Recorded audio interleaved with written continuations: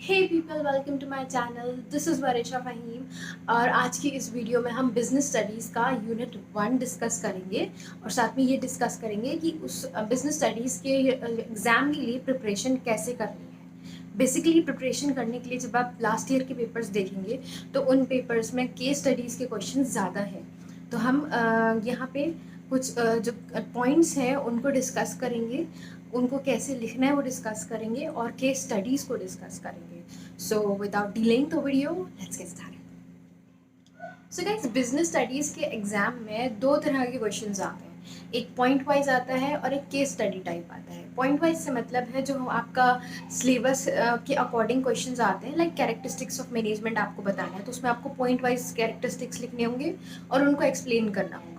उसको याद करने के लिए बेसिकली आपको अपना बुक पे जाना है या कोई नोट्स पे जाना है, उनके पॉइंट्स याद करने हैं और उनका एक्सप्लेनेशन आप बाद में अपनी तरफ से लिख कर आ सकते हैं। आपको सिर्फ पॉइंट्स को समझ के उनको याद करना है। दूसरा आपका आता है केस स्टडी। केस स्टडी में आपको एक सिचुएशन दे दी जाएगी कि आप एक कंपनी चला रहे हैं तो आप उसको किस तरह से चलाएंगे, उसमें क्या सिचुएशन है। तो उसको हम अभी चैप्टर कंप्लीट करने के बाद एक्सप्लेन करेंगे। सबसे पहले हम एक कोई चैप्टर का एक्सप्लेनेशन लेंगे, आप उसको बाद में किसी भी बुक से पढ़ सकते हैं। उसके लिए सबसे पहले आपको एक मैनेजमेंट की डेफिनेशन याद होना बहुत ज़रूरी है। बेसिकली मैनेजमेंट होता क्या है? कोई भी चीज़ को मैनेज करना, संभालना, किसी भी काम को संभालना मैनेजमेंट है। उसके लिए आप हेरोल्ड कून्स की डेफिनेशन ले सकते हैं, एफ.डब्ल्यू. टेलर की ले सकते हैं, मेरे नोट्स में से आप देख सकते हैं जो भी आपको अच्छी लगे। उसके बाद हमारा मेन टॉपिक आता है इफेक्टिवनेस और एफिशिएंसी। इफेक्टिवनेस क्या होता है? जब हम कोई काम कर रहे हैं, मान लीजिए आप लोग स्टूडेंट्स हैं, आप लोगों को एग्ज़ाम देना है। उसके लिए आपका एक गोल है कि आपको अपने एग्ज़ाम की तैयारी करनी है। तो उसके लिए आपको अपने आप को मैनेज करना होगा, अपना काम मैनेज करना होगा कि आज मुझे इतना पढ़ना है, कल मुझे इतना पढ़ना है। आप शेड्यूल बनाएंगे तो वो सारा जो आप तैयारी करेंगे वो एक मैनेजमेंट कहलाएगा। इफेक्टिवनेस का यहाँ मतलब है कि आप अपनी तैयारी टाइम पर कंप्लीट करें। एफिशिएंसी का मतलब है कि आप कम से कम वक्त में ज़्यादा से ज़्यादा तैयारी करें। इन दोनों में थोड़ा सा फ़र्क है। इफेक्टिवनेस में हम टाइम देखेंगे और एफिशिएंसी में हम कॉस्ट देखेंगे। कंपनीज के हिसाब से अगर हम जाएँ तो यहाँ कॉस्ट की बात आती है। मतलब कि इफेक्टिवनेस में टाइम देखना है कि कोई भी काम है उसे वक्त पे करो। एफिशिएंसी में हम कम कॉस्ट में ज़्यादा से ज़्यादा प्रोडक्टिविटी करने की कोशिश करेंगे। तो यहाँ पे कम कॉस्ट रखना ज़्यादा ज़रूरी है। तो इन दोनों में इतना सा माइनर डिफरेंस है। उसके बाद हमारे कैरेक्टरिस्टिक्स ऑफ मैनेजमेंट आते हैं। अब इनके सबके पॉइंट्स आएंगे, आपको वो पॉइंट याद करना है और समझना है। और जब अगर एग्जाम में क्वेश्चन आता है तो उसको पॉइंट वाइज अपनी तरफ से लिखना। The first is characteristics of management. Management में क्या क्या चीज़ें होती हैं जो ज़रूरी होती हैं, जो उसके कैरेक्टरिस्टिक्स होते हैं। The first is management is a goal oriented process, जिसका मतलब है कि मैनेजमेंट जो है उस गोल के बिना कुछ नहीं है। लाइक आपको एग्ज़ाम देना है तभी तो आप तैयारी कर रहे हो। एग्ज़ाम नहीं देना होगा, कोई डिग्री नहीं होगी तो आप क्यों तैयारी करोगे? तो किसी भी मैनेजमेंट को एक पर्पस चाहिए होता है और वो पर्पस होता है goal oriented process. Like management is a goal oriented process. Then management is all pervasive. All pervasive का मतलब इट इज़ स्प्रेडेबल। कोई भी एक्टिविटी हो, कुछ भी हो, हर चीज़ मैनेजमेंट मांगती है। किसी भी तरह की एक्टिविटी, चाहे वो बिजनेस हो या नॉन बिजनेस एक्टिविटी हो, हर एक्टिविटी में आपको मैनेजमेंट की ज़रूरत है। So management is all pervasive का मतलब ये होता है। इसके बाद आएगा management is multi dimensional. Multi dimensional मतलब आप एक ही काम में अलग अलग चीज़ों का डिवीजन करना पड़ता है। जैसे कोई कंपनी है, कंपनी में आपको वर्कर्स को भी देखना पड़ेगा, कंपनी में आपको अपने ऑब्जेक्टिव्स भी देखने पड़ेंगे, सोसाइटी का वेलफेयर भी देखना पड़ेगा, अलग अलग चीज़ें आपको देखनी पड़ती हैं। तो मैनेजमेंट आपको हर डायमेंशन में करना पड़ता है। आपको अपना जो प्रोडक्शन है वो भी संभालना है, सेल्स है वो भी संभालना है। तो मैनेजमेंट इज़ मल्टी डायमेंशनल। फिर आता है management is a continuous process. अब मान लीजिए अब कोई बिजनेस चल रहा है, आपका गोल है कि आपको कोई भी प्रोडक्ट प्रोड्यूस कर रहा है, आपका वो प्रोडक्ट प्रोड्यूस हो गया, वो मैनेजमेंट का वो काम हो गया, तो आप अपना कंपनी तो बंद नहीं कर देंगे। आपका कोई और गोल होगा उसके बाद। तो गोल्स हमारे डिफरेंट चेंज होते रहते हैं। एक बार हमने अचीव कर लिया फिर चेंज होते रहते हैं, और जैसे चेंज होते रहते हैं वैसे वैसे हमारी मैनेजमेंट भी आगे बढ़ती रहती है। तो मैनेजमेंट कभी ख़त्म नहीं होती है जब तक हमारे पास काम है। तब तक हमारा हमारा मैनेजमेंट चलता रहेगा। देन आता है हमारा management is a group activity. Okay, तो कंपनीज बिजनेस स्टडीज़ में ये माना जाता है कि अगर कोई एक इंसान सारा काम मैनेज करता है तो वो बेसिकली चीज़ें ख़राब हो जाती हैं। एक इंसान सारा करेगा तो वो एफिशिएंसी नहीं आ पाती है काम में। तो बिजनेस स्टडीज़ में काम को डिवाइड करना कि लाइक ये काम है तो इसको आधा तुम करो आधा तुम करो, इस तरह से काम को डिवाइड करेंगे तो एफिशिएंसी उस काम की ज़्यादा बढ़ जाएगी। तो इसलिए मैनेजमेंट को एक ग्रुप एक्टिविटी कहा है कि management is a group activity. ये सबको मिलाकर सबको साथ लेकर काम किया जाता है। Management is a dynamic function.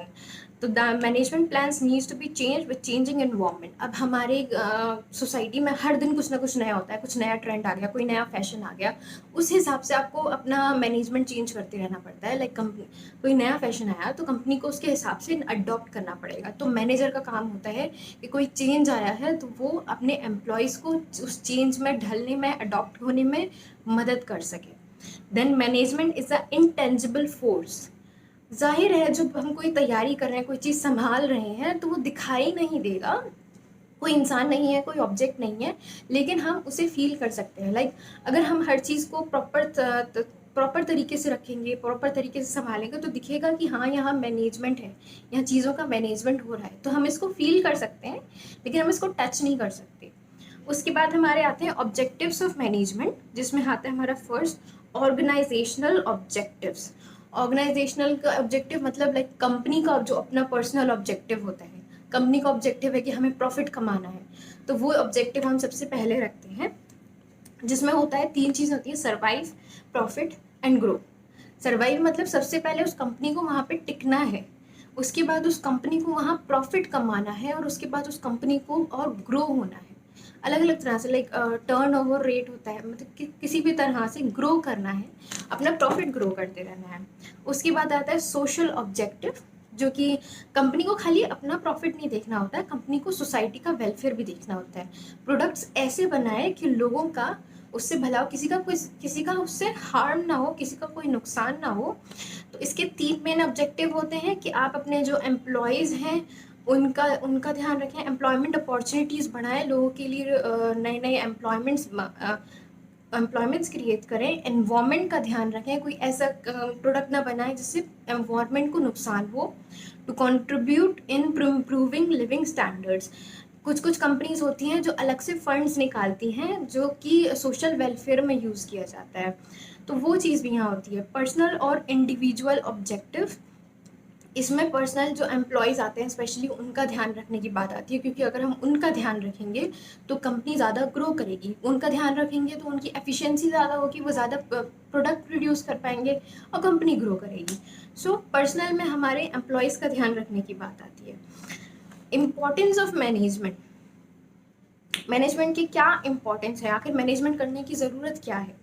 तो the thing is to achieve group goals, like सबको साथ मिलके कोई गोल अचीव करना है तो उसके लिए ज़रूरी है कि हम चीज़ें मैनेज करके चलें। कोई कुछ कर रहा है, कोई कुछ कर रहा है, किसी का कोई प्लान नहीं है, तो चीज़ें फ्लॉप हो जाती हैं। मैनेजमेंट इंक्रीजेज एफिशिएंसी, यहाँ वही बात आ गई कि मैनेजमेंट से हम अपना काम डिवाइड करें, तुम ये करोगे, तुम ये करोगे, तुम ये करोगे, तो इससे क्या हो रहा है, हमारी एफिशिएंसी बढ़ी है, हम काम जल्दी कर पा रहे हैं। Management creates a dynamic organization, यहाँ वही सेम चीज़ है कि डायनामिक, कोई ट्रेंड चेंज हो रहा है तो उसमें ढलने में हमें मदद मिलती है मैनेजमेंट से, क्योंकि मैनेजर का काम होता है लोगों जो एम्प्लॉयज़ हैं उनको चेंज में ढलने में हेल्प करना।